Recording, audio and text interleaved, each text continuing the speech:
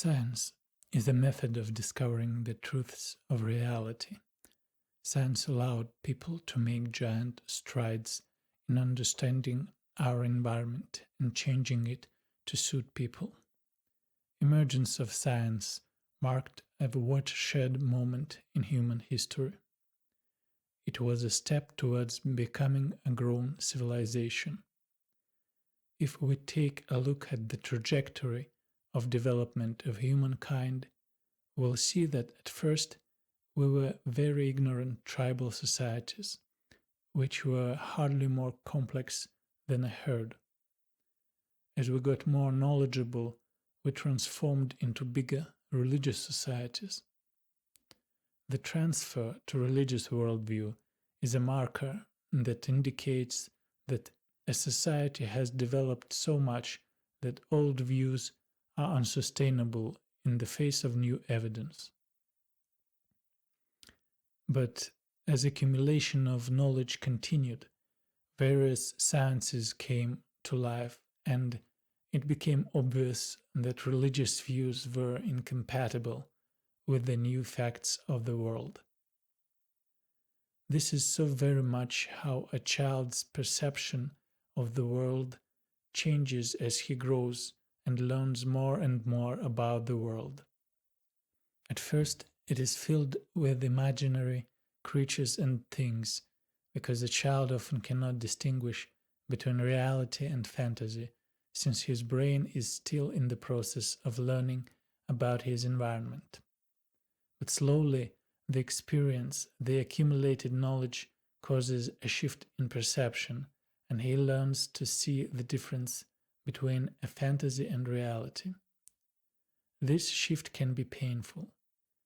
It's akin to waking up from a pleasant dream.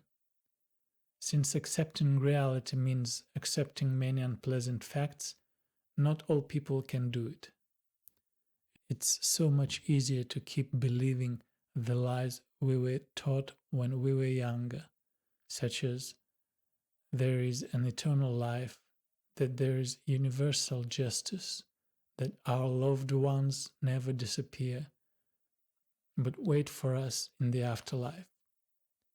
Once upon a time, these lies were necessary to make pain bearable. The problem with them is that they are delusions, however pleasant ones.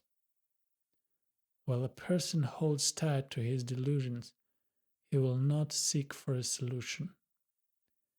It's important to understand that science itself is just a tool that allows us to achieve a goal. It is a derivative of that part of our brain that is responsible for reasoning, calculating, predicting. But our actions are governed by other parts.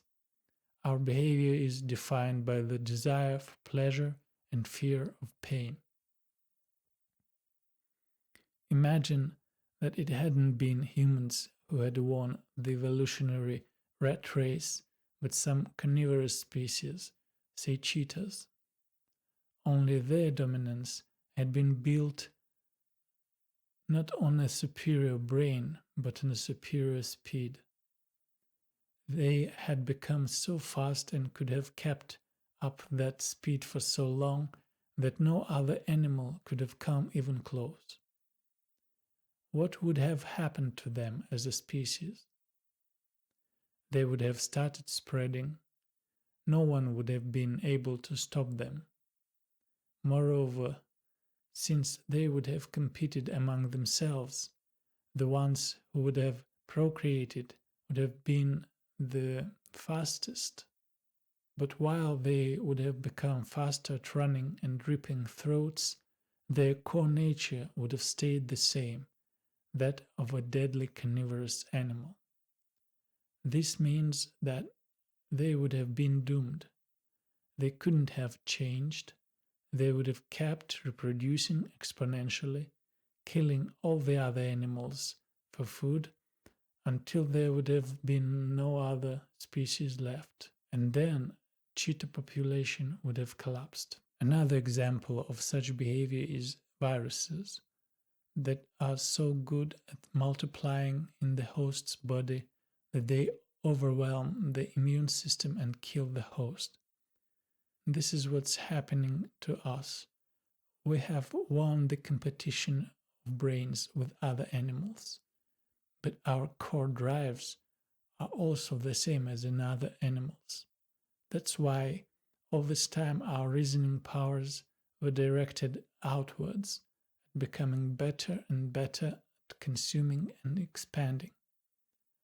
While resources are abundant, our main behavior is expansion. But if we keep using our brains only to extract more and more resources, destroying the very environment we depend on, at some point the conditions on the planet will become so bad that we will be forced to face the following dilemma: come up with ways to survive or die out. The problem of survival has always been there, and fear as a drive is always there too. What has changed is the nature of the threat. Before, the threat always came from the outside, but now it's within us. We are our biggest problem. We can avoid going the hard way by aiming that brain power of ours at analyzing thoroughly the human nature and experimenting until we find how to redirect our destructive tendencies and build a sustainable society. Our greatest advantage and the only chance for survival is that, unlike a virus, we can predict the consequences of our actions, which means we can avoid the dangerous path. If instead we keep avoiding the problem, it may result in a lot of deaths and us going back into Stone Age or worse. Of course, there is a chance that we will only be able to learn a lesson by making the mistake. Mistakes are a good way of correcting the course. It may seem that with the development of science, we should have entered the Golden Age, and to some extent that was what had happened.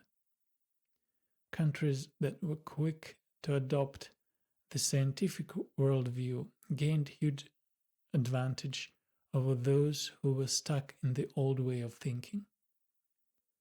But science is a relatively new phenomenon, and societies aren't developing at the same speed. This leads to a bizarre situation where people use the fruits of science every day, but keep all sorts of unscientific views. This happens because the majority of world population haven't really embraced the scientific picture of the world. They keep existing in the old traditional paradigm, and all the technological advances are integrated into that worldview. Some societies are much more prone to that than others. Eventually, this is going to change. Reality has a habit of shattering delusions again and again until the lesson is learned. The reason for persistence of irrational beliefs is partially educational and partially psychological. The problem is that education destroys the religious, traditional worldview by teaching children about the truths of reality. But current education doesn't provide the psychological training necessary for adapting and thriving in the world while accepting it as it is. This is one of the reasons why people still seek refuge in religions. Reality is and probably will always be very harsh. There is suffering and problems and death.